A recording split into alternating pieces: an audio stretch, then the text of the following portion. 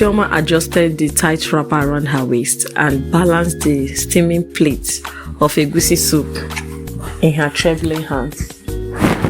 Her knees hit the cold tile floor as she slowly knelt down before her husband.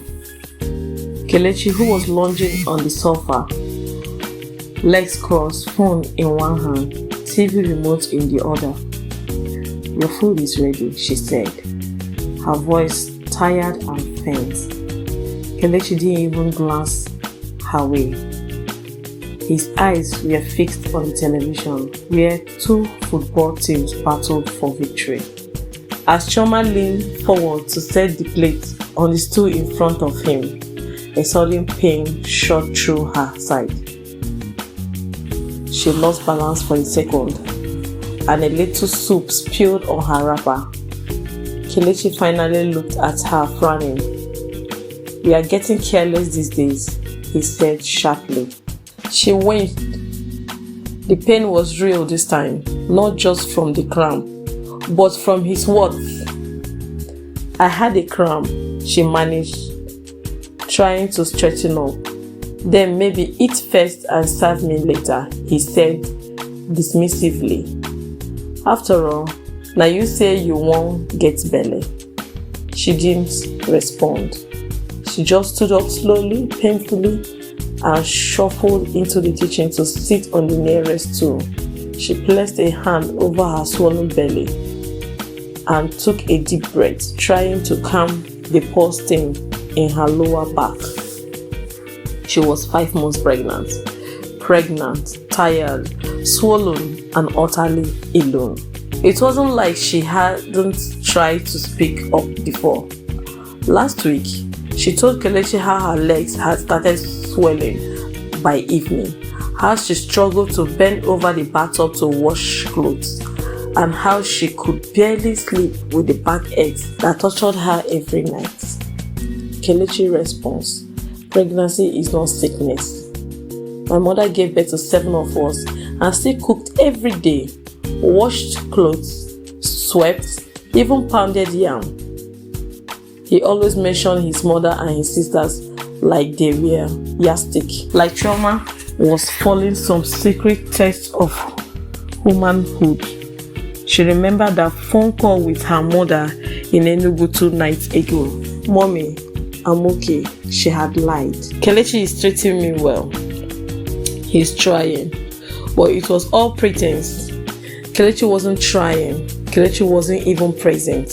Every antenatal appointment, she went alone. He had said he had work or a headache. Sometimes he just didn't answer when she called from the hospital.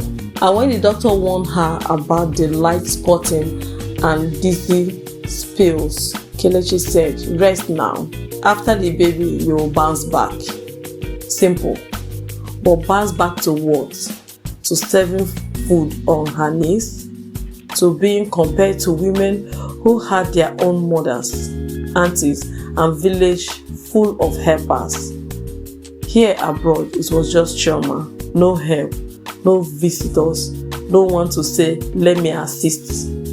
Just her pregnancy, and her man who acted more like a landlord than a husband. There were nights she would wake up hungry or sick and find Kelechi snoring with his back to her. She had walked slowly to the kitchen, dragging her feet, boil hot water, and take paracetamol while leaning on the counter for balance. She began to notice change in her emotions. She wasn't just sad, she was resentful. And then one night, as she sat on the toilet seat, rubbing her stomach in slow circles, the thought came, "Maybe it would be better if I miscarriage," she gasped. The thought terrified her. No, she whispered to herself, "God forbid." She wasn't suicidal, she loved the baby. But she felt like she was drowning, alone, unheard, unloved. The pregnancy wasn't the enemy. It was Kelechi. it was the loneliness. It was the expectation that she must perform, must endure, must prove herself worthy of a love that felt more like a chore. She remembered the first time she knelt to serve Kelechi. They had been married for just 2 weeks. He smiled then. He had pulled her up, kissed her cheek, and said, "You are such a good wife." Now, that smile was gone. Now, if she dared serve him standing, he would scowl. He once even said, "Are you not too big to kneel for your husband?" So she knelt, even when her knees felt like firewood grinding on cement, even when the baby kicked hard while she bent forward, even when her body screamed no. She knelt, not because she wanted to, but because if she didn't, she had reminded her that love in this house came with conditions. The final straw came on a Monday morning. She had just finished scrubbing the bathroom. The bleach made her dizzy, but she pushed through because Kelechi had complained that the toilet was starting to smell. As she walked into the room to catch her breath, she collapsed right there at the foot of the bed. When she woke up, she was in a hospital bed. The fluorescent light above her head flicked gently. The doctor stood by her side. "You need rest," he said firmly. "But you and the baby are under stress. You collapsed from exhaustion. You could have lost the pregnancy." Kelechi sat in the chair at the corner of the room, looking away. He didn't speak. He didn't even hold her hands. But Chioma had made a decision.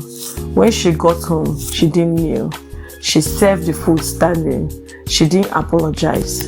She didn't explain. Kelechi noticed. He cleared his throat, gave her one long look, but said nothing. The next day, she did the same, and the day after. Then she started ordering groceries online. She stopped hand washing. She booked a cleaner once a week. Then she began doing short prenatal yoga stretches from YouTube. She began caring for herself. That night, as she sat on the bed, rubbing her belly gently, she whispered, "My baby, I love you. I didn't regret having you, but I will never again let someone make me feel like I have to suffer to be worthy of love. We will be okay." And for the first time in a long time, she slept well. The end. If you like the story you just watched, please don't forget to like, share, and subscribe, and be ready for more true life inspired stories.